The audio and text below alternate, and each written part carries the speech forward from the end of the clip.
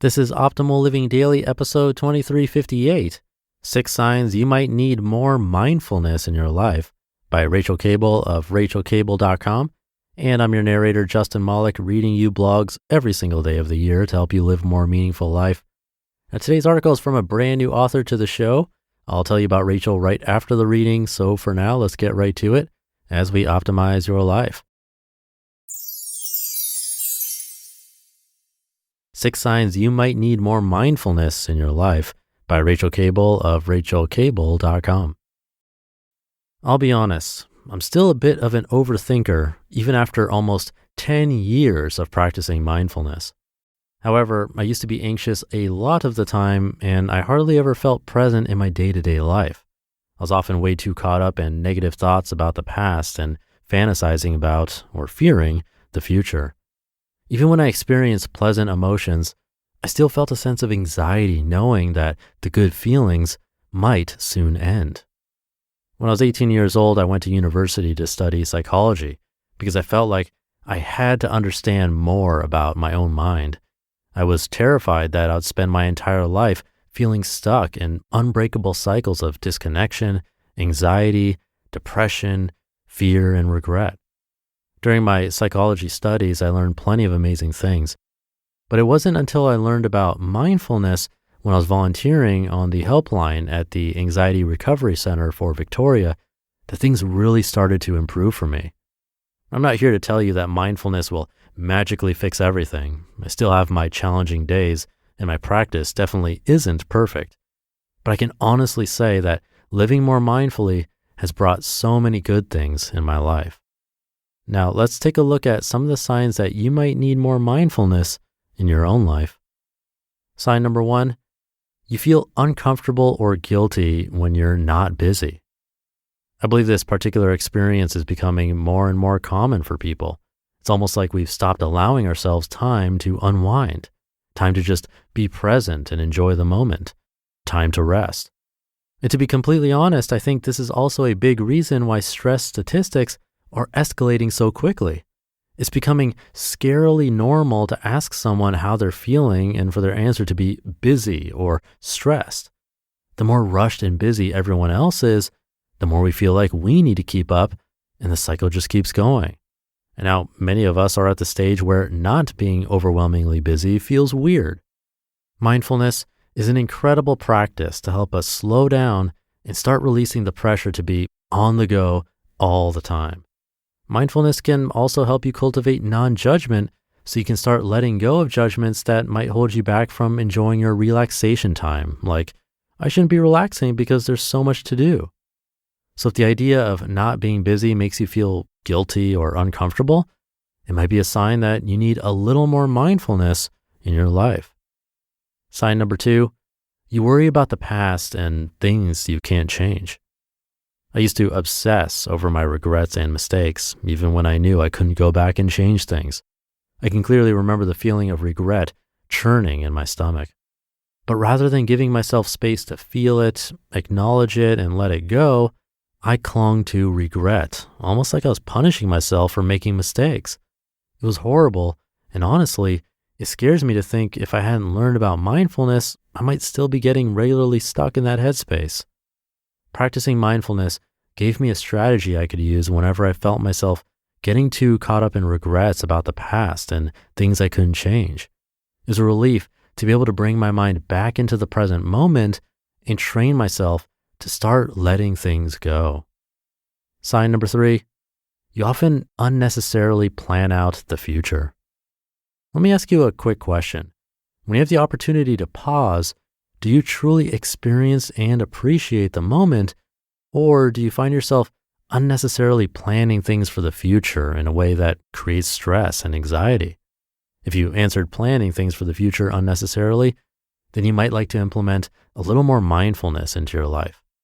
I too have a tendency to be an overplanner. Whenever I wasn't getting caught up in negative thoughts about the past, I was thinking about the future. If I was lying in bed in the morning, I'd be thinking about what clothes I'd wear that day, what I'd eat for breakfast, and the tasks I needed to complete. When I was driving, I was often thinking about what would happen when I arrived at the destination. Whenever I was trying to relax and engage in self-care, I generally use that time to problem solve potential future problems, like how I'd answer a stressful email or what extra work I could do to make enough money for rent. I rarely gave myself a real break. Instead, I kept missing out on the present moment because I was busy planning for the future. Sign number 4, you multitask a lot and often find yourself making mistakes. In my one-on-one work with clients via the Mindful Kind coaching, I've often heard that multitasking and making simple mistakes is one of the common reasons why they want to start being more mindful. This fast-paced world is a lot to keep up with, and I understand why multitasking is so tempting. Do more things at the same time, get more things done faster, right? Well, not always. Multitasking doesn't just contribute to stress, it can also lead to simple mistakes that take time and energy to fix.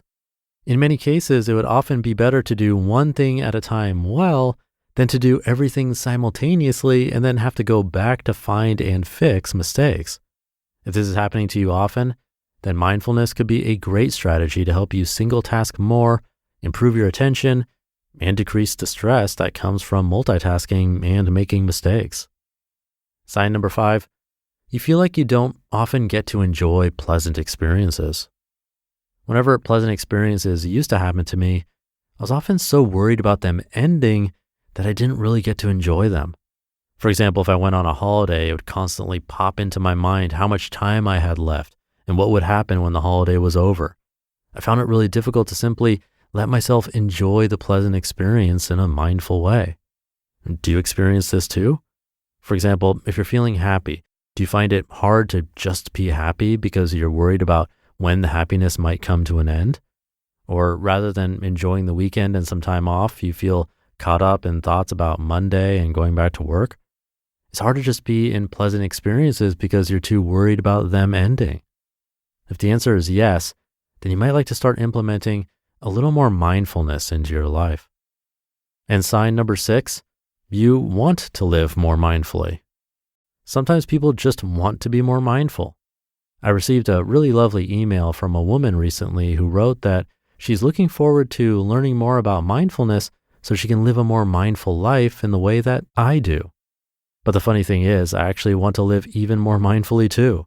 I'm still practicing lots of different mindfulness strategies, and some days they're harder to implement than others. There are a few mindfulness techniques that I know are really important, but they're challenging in the moment, such as being aware and non-judgmental of vulnerable emotions. But that's the thing with mindfulness. It is a practice. It's something I'll be working on every day because without it, I can easily fall back into unhelpful habits like over-planning for the future, obsessing over past mistakes, and multitasking. I want to live more mindfully because I know it's great for my mental health, relationships, work, and general well-being. You just listened to the post titled 6 Signs You Might Need More Mindfulness in Your Life by Rachael Kable of RachelKable.com. Thank you to Rachael. Rachael Kable is the vibrant and warm-hearted creator of the Mindful Kind podcast, which you can check out. Described by her listeners as genuine, down-to-earth, and encouraging, Rachael is passionate about empowering people around the world to live more mindfully in fun, simple, and meaningful ways. With a Bachelor of Psychological Science, certificate in Coaching and Counselling, and experience as a Helpline volunteer, like you heard in this article, Rachael embarked on her blogging and podcasting journey in late 2015, which, by the way, is exactly when I started too. Hoping to share her personal stories and experiences with mindfulness, including how mindful living helped her manage stress and improve her well-being, Rachael's passion and knowledge attracted listeners and readers from all over the world. After all, she's based in Australia and being narrated over here in the United States, and you're possibly hearing it from another country. So for more great blogs and content from her, check out RachelKable.com. I have that linked in this episode's description. Mindfulness and meditation are things I've worked on personally for over 15 years and can completely agree that we can still be overthinkers, we can still get anxious, but living more mindfully or practicing meditation are steps we can take to understand ourselves better. They're definitely not cure-alls, as those are quite rare in life, but rather steps we can take and tools we can use to add more value to our lives. And of course, we have plenty of episodes here sharing how to be more mindful, and plus more to come. So stay tuned. Have a great rest of your day in the meantime, and I'll see you tomorrow where your optimal life awaits.